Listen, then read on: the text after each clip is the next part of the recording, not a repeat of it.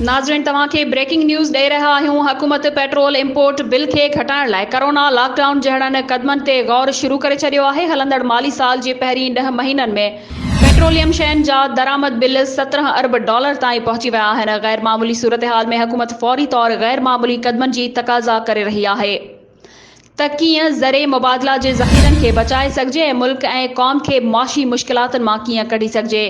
हुकूमती ज़रियनि मूजिबि केतिरियूं ई तजवीज़ूं गौर हेठि आहिनि, जिन में कोरोना जे ॾींहनि में लॉकडाउन जहिड़ा क़दम बि शामिल आहिनि। तजवीज़नि में छंछर ते सरकारी ऑफिसनि में मोकल, 3 ॾींहनि जो कमु घर खां ऐं आचर ते शहरनि में कारनि जी दाख़िल थियण ते पाबंदी शामिल आहे।